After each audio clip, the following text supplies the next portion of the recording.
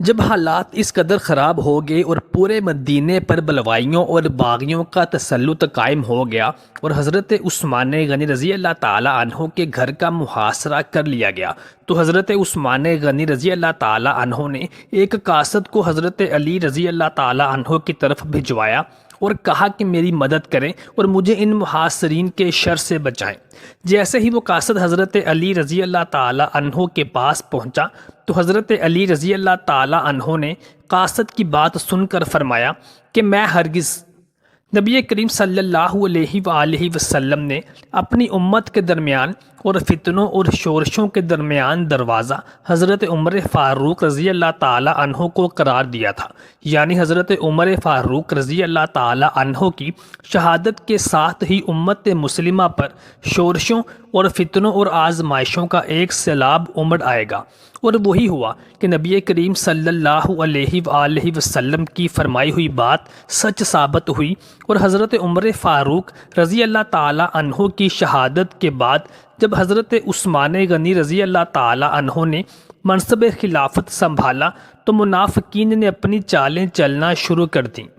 دوسری جانب حضرت عثمان غنی رضی اللہ تعالی عنہ کی جانب سے بھی کچھ اجتہادی خطائیں سامنے آئیں جنہوں نے حالات کو مزید خراب کرنے میں مزید جلتی پر تیل ڈالنے کا کام کیا۔ امیر المومنین خلیفہ وقت حضرت عثمان غنی رضی اللہ تعالی عنہ کی جانب سے سب سے پہلی جو اجتہادی اور سیاسی غلطی سامنے آئی وہ یہ تھی کہ انہوں نے مروان بن حکم اور اس کے باپ حکم بن عاص کو، جو کہ حضرت عثمان غنی رضی اللہ تعالی عنہ کا سگا چچا بھی تھا، ان دونوں باپ بیٹوں کو نبی کریم صلی اللہ علیہ وآلہ وسلم نے لعنت فرما کر مدینہ منورہ سے باہر نکال دیا تھا، اور پھر پہلے دونوں خلفائے راشدین حضرت ابو بکر اور حضرت عمر فاروق رضی اللہ عنہ اجمعین نے بھی ان دونوں باپ بیٹوں کو نبی کریم صلی اللہ علیہ وآلہ وسلم کے وصال با کمال کے بعد بھی مدینہ بدر ہی رکھا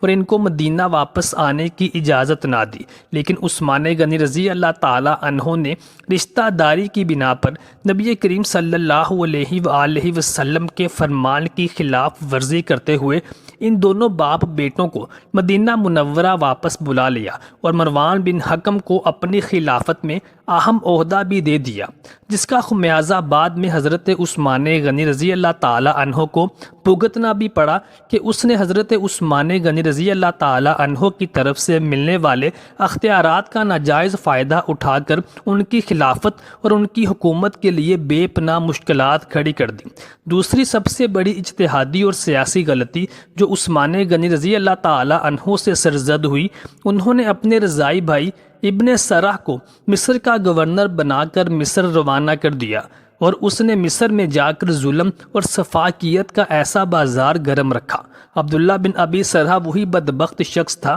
جو کاتب وحی ہونے کے باوجود مرتد ہو کر مکہ بھاگ گیا تھا، اور فتح مکہ کے موقع پر جب نبی کریم صلی اللہ علیہ وآلہ وسلم نے ارشاد فرمایا تھا کہ ابن سرح کو ڈھونڈ کر قتل کر دیا جائے، خواہ یہ خانہ کعبہ کے پردوں کے اندر ہی کیوں نہ چھپا ہو، اسے پھر بھی ڈھونڈ کر قتل کر دیا جائے۔ لیکن پھر حضرت عثمان غنی رضی اللہ تعالی عنہ نے نبی کریم صلی اللہ علیہ وآلہ وسلم سے اس کی معافی کی سفارش کی تھی، جس کو نبی کریم صلی اللہ علیہ وآلہ وسلم نے قبول تو کر لیا تھا، لیکن آپ صلی اللہ علیہ وآلہ وسلم ابن سرح سے ناراض ہی رہے۔ کچھ شرپسند عناصر آج بھی اس بات کا ڈنڈورا پیٹتے ہیں کہ حضرت عثمان غنی رضی اللہ تعالی عنہ کی شہادت کے پیچھے حضرت علی المرتضیٰ رضی اللہ تعالی عنہ کا بھی ہاتھ تھا، کیونکہ حضرت علی رضی اللہ تعالی عنہ نے حضرت عثمان غنی رضی اللہ تعالی عنہ کے بھیجے گئے قاصد کے جواب میں ان کی مدد کرنے کی بجائے خود کو اپنے گھر میں بند کر لیا تھا، جبکہ تمام تاریخ دانوں کا اور مستند مفسرین کا اس بات پر اجماع ہے کہ حضرت علی المرتضیٰ رضی اللہ تعالی عنہ نے خود کو اپنے گھر میں خود سے بند نہیں کیا تھا، بلکہ بلوائیوں اور باغیوں نے تمام صحابہ کرام اجمعین کے گھروں کا محاصرہ کر لیا تھا، اور ان تمام صحابہ اجمعین کو ان کے گھروں میں ہی نظر بند کر دیا تھا۔ یہی وجہ تھی کہ حضرت علی رضی اللہ تعالی عنہ حضرت عثمان غنی رضی اللہ تعالی عنہ کا بھیجا گیا قاصد ملنے کے باوجود ان کی مدد کے لیے نہ جا سکے، لیکن حضرت علی رضی اللہ تعالی عنہ نے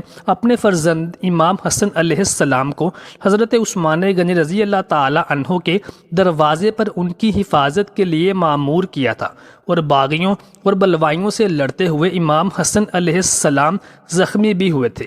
جو کہ اس بات کا ثبوت ہے کہ حضرت علی المرتضیٰ رضی اللہ تعالی عنہ حضرت عثمان غنی رضی اللہ تعالی عنہ کی شہادت میں ملوث نہیں تھے۔ لیکن حالات اور واقعات نے اس قدر شکوک و شبہات پیدا کر دیے کہ 1400 سال گزر جانے کے بعد بھی آج بھی عام مسلمان ان واقعات کو لے کر شکوک و شبہات کا شکار ہیں۔ لیکن یہ حضرت علی کرم اللہ وجہ الکریم رضی اللہ تعالی عنہ کی شخصیت پر الزام تراشی اور بے بنیاد الزامات ہیں۔ حضرت علی رضی اللہ تعالی عنہ نے قاتلین عثمان رضی اللہ تعالی عنہ کو گرفتار کر کے ان کو سزائیں نہیں دی تھیں۔ یہ ایک اور الزام بھی حضرت علی رضی اللہ تعالی عنہ کے کردار پر لگایا جاتا ہے،